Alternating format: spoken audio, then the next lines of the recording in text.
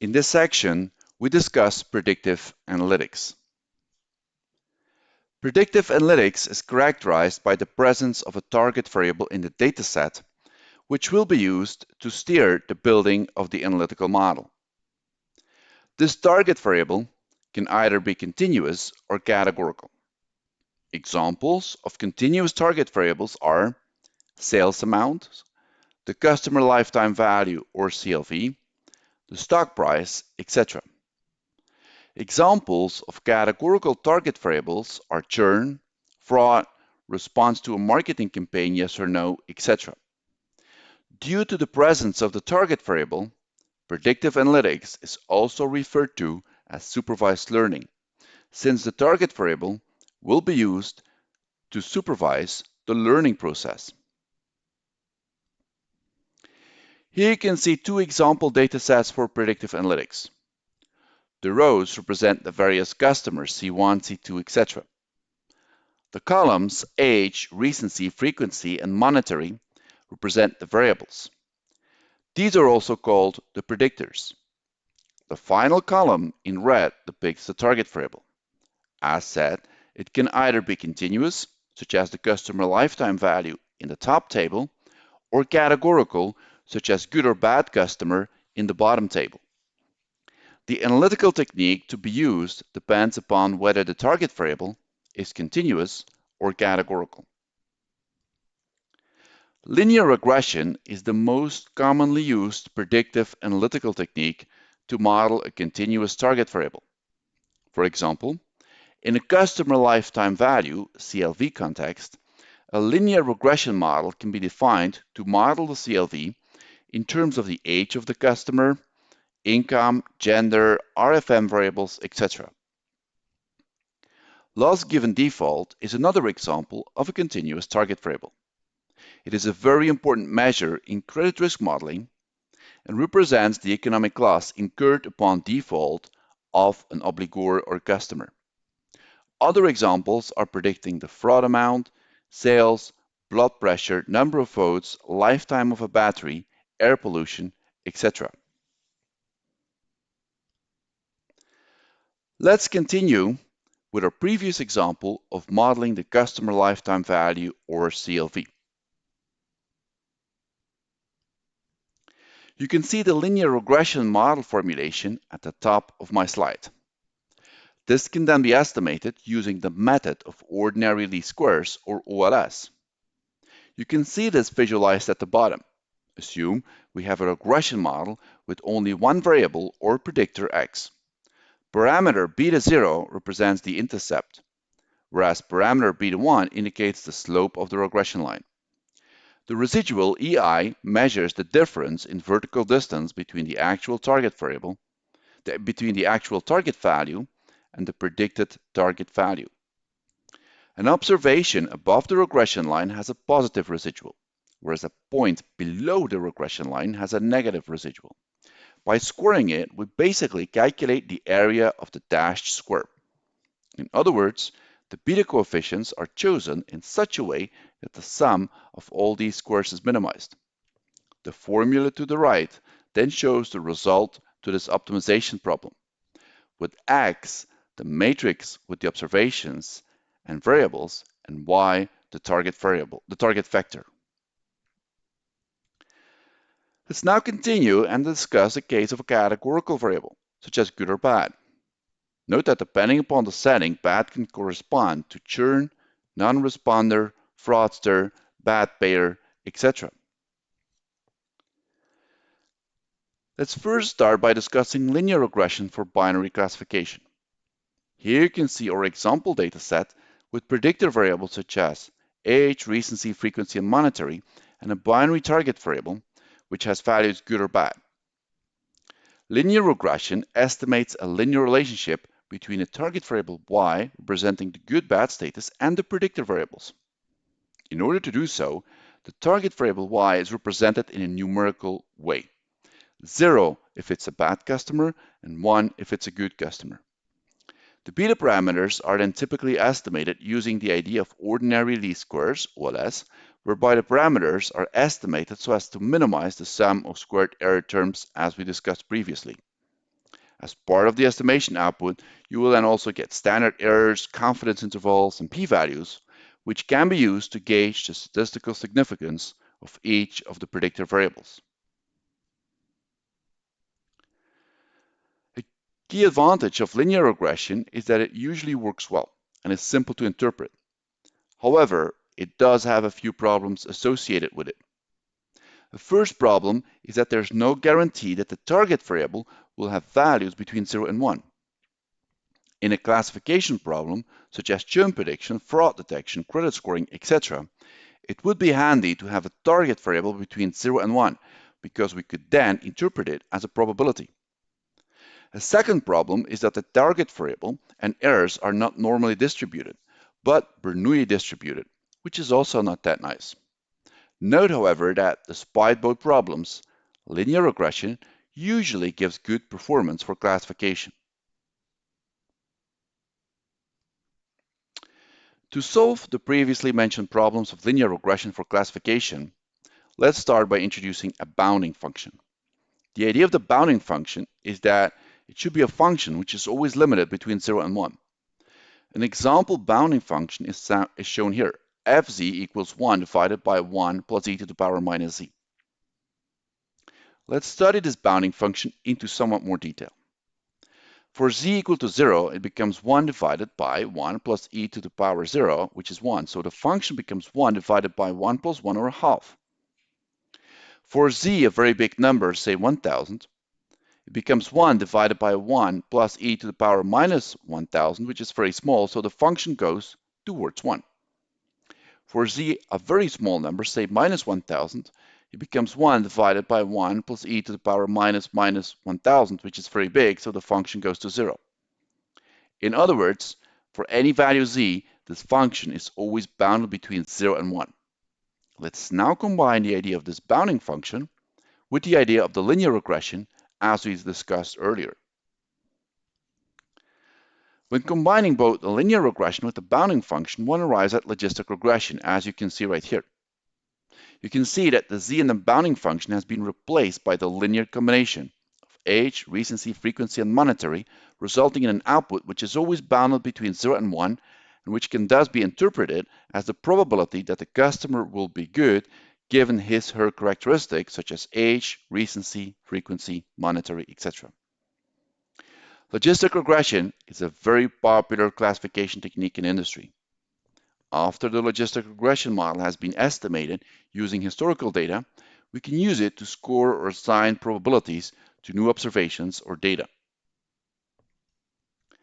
How does this work practically now? Well, you start from a historical data set with customer data, as you can see illustrated in the upper left corner. This data can then be used to estimate the beta parameters in the logistic regression model using software such as SAS, R, or Python. Once the beta parameters have been estimated, the model can be used to score new observations, as you can see at the bottom. Decision trees are often referred to as recursive partitioning algorithms, or RPAs, because they recursively partition the data over and over again until a leaf node is reached where a classification is made. Various decision tree induction algorithms have been introduced in the scientific literature to induce or learn decision trees from data.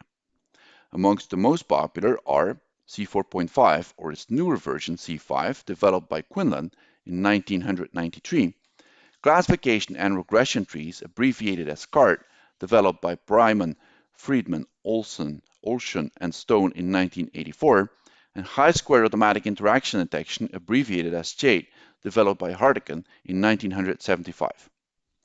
These algorithms differ in their way of answering the key decisions that need to be made when building a decision tree, as we discuss in what follows. Decision trees can be used for both categorical as well as continuous targets.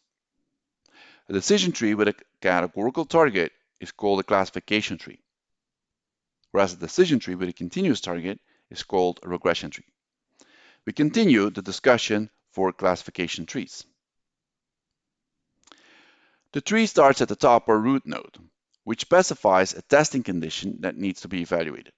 In our case, this condition is income is bigger than $50,000 or not. If the answer to this question is yes, then the right branch is followed. If no, then the left branch is taken. Both bring us to an internal node, which specifies another testing condition. In our case, employed in the left part of the tree and age less than 40 in the right part of the tree. The next level in the tree then brings us to the leaf nodes where the classifications are being made, in our case, good or bad. Given this tree, how would you classify a customer for whom the income is less than $50,000 and who is not employed? Well, let's just read it from the tree. Income less than $50,000 makes us take the left branch, which brings us to employed yes or no. In our case, the answer to this question is no, so we would predict this customer to be bad. When estimating decision trees from data, 3 decisions should be made: the splitting decision, the stopping decision, and the assignment decision. Let's zoom into each of these decisions in what follows.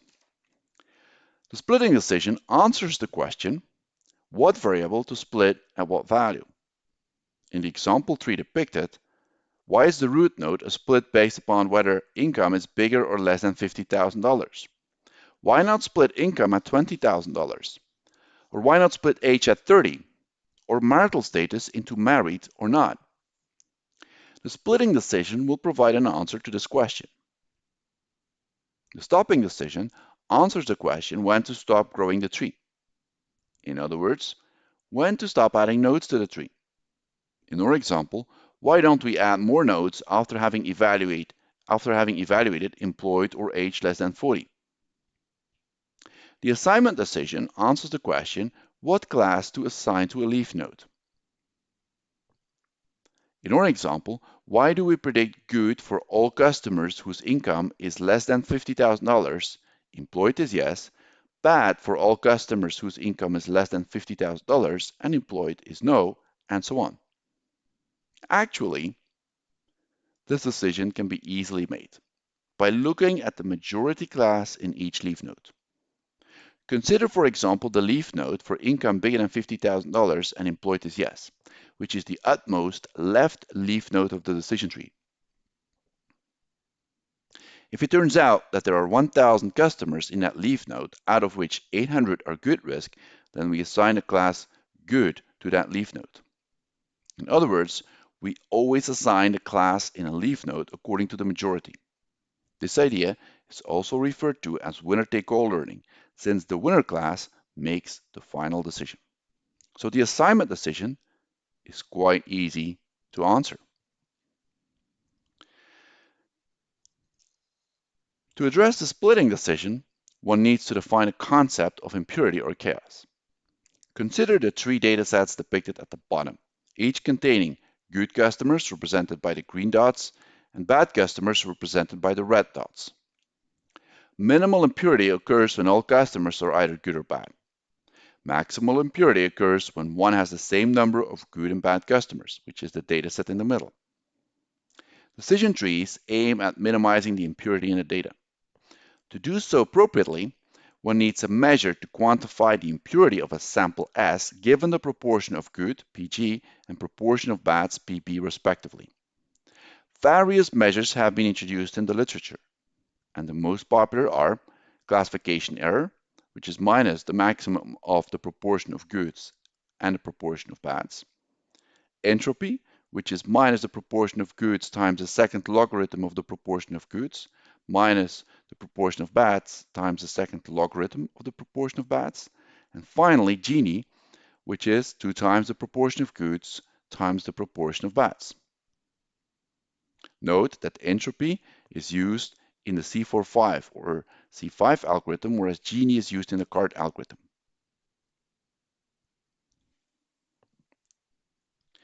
Here you can see all impurity measures illustrated. Note that the x-axis represents the proportion of goods and the y-axis the classification error, entropy, and Gini respectively. Note that all impurity measures are minimal when all customers are either good or bad, and maximal if the number of good and bad customers is the same.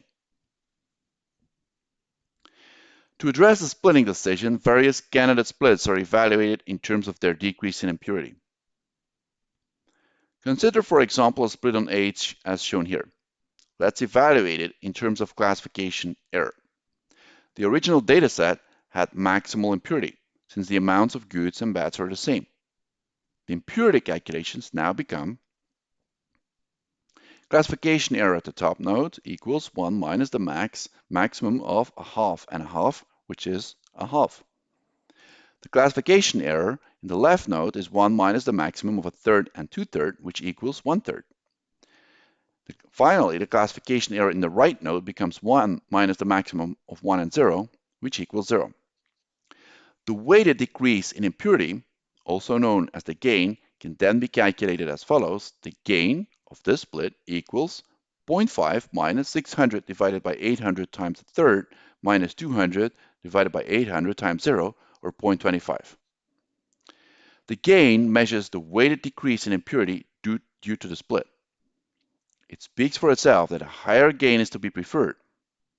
The decision tree algorithm now considers different candidate splits for its root node and adopts a greedy strategy by picking the one with the biggest gain. Once the root node has been decided upon, the procedure continues in a recursive way, each time adding splits with the biggest gain. This can be perfectly parallelized, and both sides of the tree can grow in parallel, increasing the efficiency of the tree construction algorithm.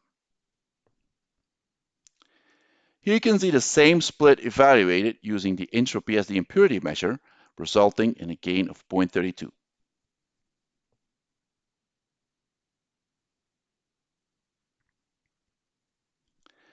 And here you can see similar calculations for the Gini impurity measure, resulting in a gain of 0.17. The second decision relates to the stopping criterion. If the tree continues to split, it will become very detailed with leaf nodes containing only a few observations. In the most extreme case, the tree will have one leaf node per observation and perfectly fits the data. However, by doing so, the tree will start to fit the specificities or noise in the data, which is also referred to as overfitting. The tree has become too complex and fails to correctly model the noise-free pattern or general trend in the data. It will generalize poorly to new data.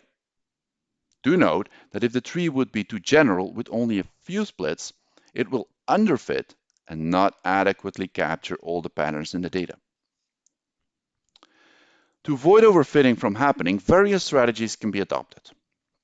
We could first require a minimum number of observations, such as 50, before further splitting a leaf node. Another option is to split the data into a training set and a validation set. The training set will be used to make the splitting decision. The validation set is an independent sample. A commonly used split up is a 70% training set and a 30% validation set. We can then measure the misclassification error on both as the tree is grown. Note that the misclassification error represents the percentage of misclassified observations. One N typically observes a pattern as shown here. The error on the training set keeps on decreasing as the splits become more and more specific and tailored towards the training set. On the validation set, the error will initially decrease, which indicates that the tree splits generalize well. However, at some point, the error will increase because the splits become too specific for the training set as the tree starts to memorize it. In other words, if we keep on splitting, all training set observations will end up in a separate leaf node, which is clearly not what we want. Where the validation set curve reaches its minimum, the procedure should be stopped, as otherwise overfitting will occur. Note that, besides misclassification error, one might also use accuracy or profit-based measures on the y-axis to make the stopping decision. Also note that sometimes simplicity is preferred above accuracy, and one can select a tree that does not necessarily have minimum validation set error, but a lower number of nodes or levels. This method can be used both in a pre-pruning and post-pruning way. When using the pre-pruning variant, the stopping decision is made as soon as the validation set error increases and before it perfectly classifies the training set. This variant is sometimes also referred to as the early stopping method. The post-pruning variant grows a full tree first and then prunes it afterwards by retrospectively finding the validation set error minimum. Usually, as already said, the assignment decision is the most straightforward to make, since one typically looks at the majority class within the leaf node to make this decision. As said, this idea is also called winner-take-all learning. Let's illustrate this with an example. Say we need to decide whether the leaf node indicated with the red question mark should be labeled as good or bad. Say we have 1,000 customers in that one specific leaf node. In other words, these are all customers for whom the income is not bigger than $50,000 and employed is yes. If 800 of those turn out to be good and 200 bad, what would you assign to this leaf node? Indeed, you would probably label it as good. Moreover, you can also say that the probability of being good in that one particular leaf node equals 80%. Let's now discuss how decision trees can be used in analytics. First, they can be used to perform categorization, to categorize a continuous variable, for example. Decision trees can also be used to screen variables and do variable selection. Variables that appear at the top of the tree are the most predictive. In our example tree, you can see that income is the most predictive variable since it is the root node with the highest gain. In other words, you can very easily use the gain measure to compare various variables in terms of their predictive power. Decision trees can also be used to perform segmentation. In this case, you build a decision tree of only a few levels deep, for example 2, and then build a second stage logistic regression model in each of the leaf nodes. In our example tree, that would mean that we build 4 additional logistic regression models in each of the leaf nodes. Our final model now consists of a decision tree and 4 logistic regression models. The advantage of doing this is that we can further boost the model performance in this way. Finally, you could also build a decision tree model and use that as your final analytical model. That would mean that we use our 4-leaf node decision tree as our final model and put it in production.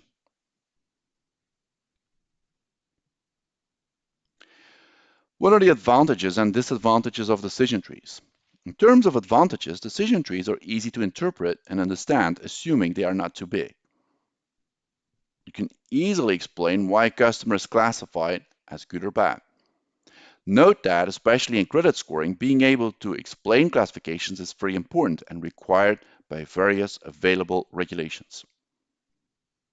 Decision trees are also non-parametric because no assumptions of normality, symmetric distributions, or independence are needed.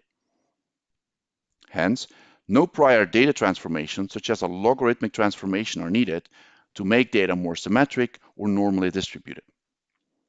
Finally, they are also very robust with respect to outliers. In terms of disadvantages, decision trees are very sensitive to changes in the training data. If you draw another sample from the same underlying data, you are likely to create another decision tree. The reason for this is that usually there are many competing good splits for the root node of the decision tree. So because of data variations, another sample might give another root node and thus a totally different tree. That's why decision trees are often referred to as unstable or weak classifiers.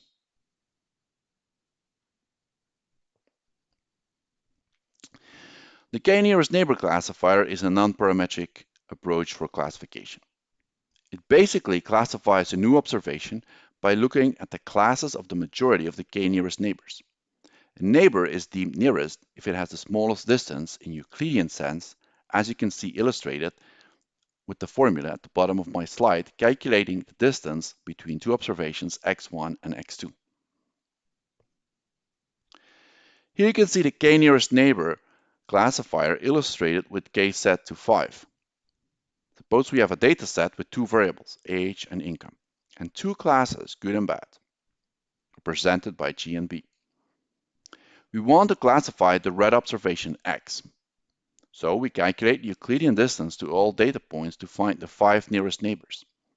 Out of the 5 nearest neighbors, we find 4 goods and 1 bad. Hence, we classify the observation as good with a probability of 4 out of 5, or 80%. The advantages of the k-nearest neighbor classifier is that it's very intuitive and easy to understand. A disadvantage is that it assumes a value for k.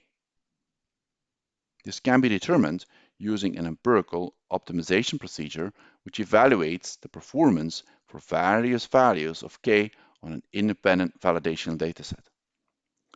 Another disadvantage concerns the large computing power requirement, because for classifying an observation, the distance to all observations in the dataset has to be calculated. Finally, the presence of irrelevant variables or predictors may have an undesirable effect, since these may bias the distance calculations in an unfavorable way.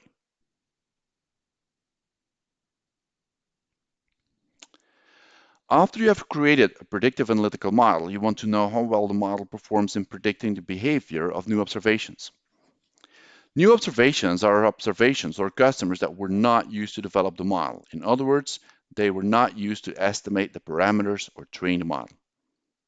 Measuring the performance of an analytical model is by no means a trivial exercise.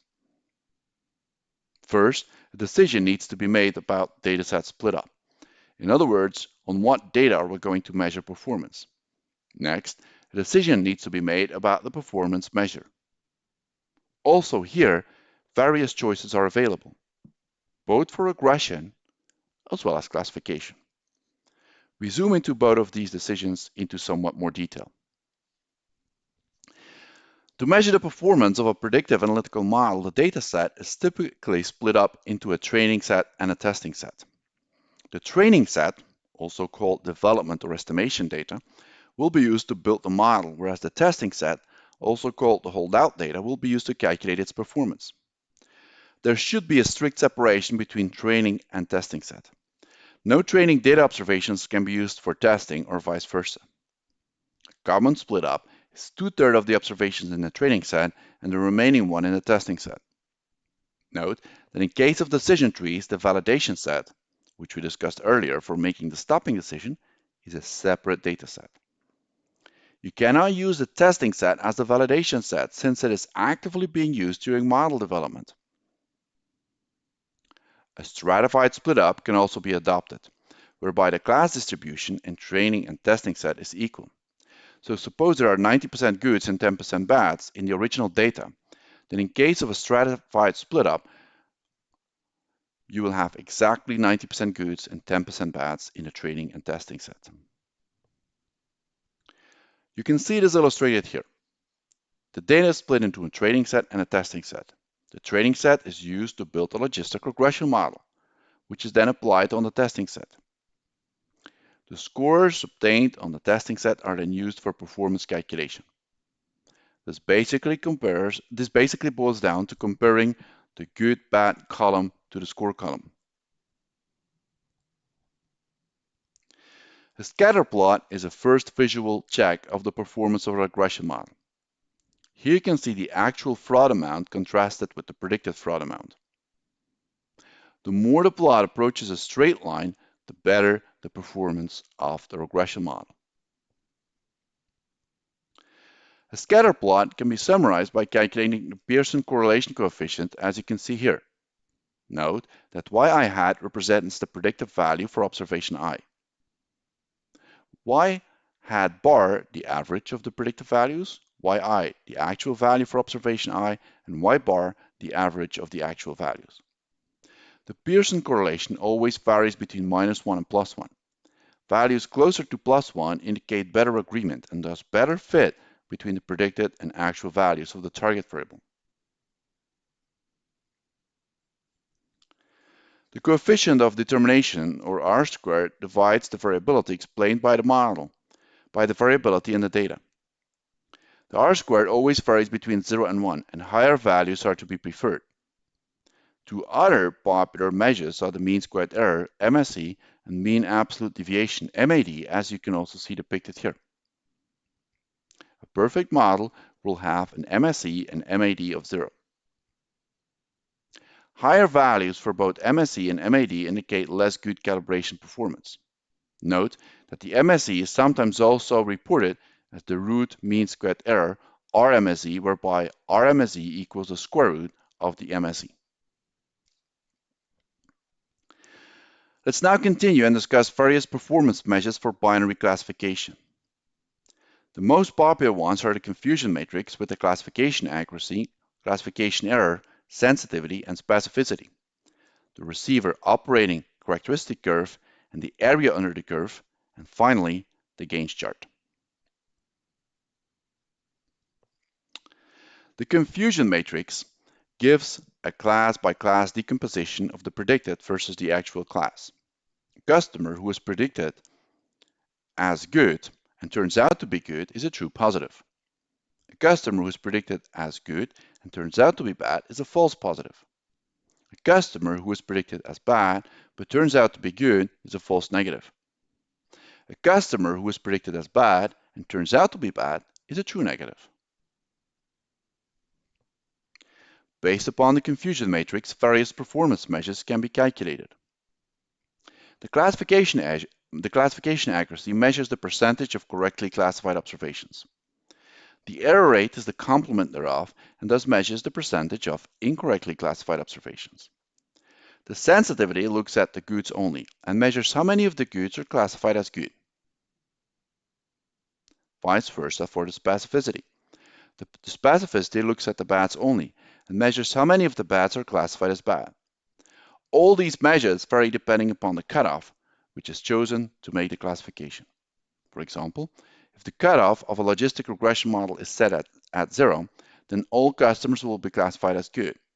Hence, this implies that the sensitivity will be 100% and the specificity 0. If the cutoff would have been set at 1, then all customers would have been classified as bad. This would correspond to a sensitivity of 0 and a specificity of 100%. Here you can see these measures illustrated for a dataset of 5 customers. Let's assume we use a cutoff of 0.50. So all customers with a score above this cutoff are classified as good, and all customers with a score below this cutoff are classified as bad. We can now complete the confusion matrix. Sophie and Bob are true positives, since both are good and also classified as good. David is a false positive, since he was classified as good but turned out to be bad. Emma is a false negative, since she was classified as bad but turned out to be good. Finally, John is a true negative classified as bad, and actual status is also bad. Based upon these numbers, the classification accuracy becomes 60%, the classification error 40%, the sensitivity 67%, and the specificity 50%. Again, note that all these measures depend upon the cutoff. Hence, it would be nice to have a performance measure which is independent of the cutoff. Let's start by constructing a table with the sensitivity, specificity, and 1 minus specificity for various cutoffs, as depicted here.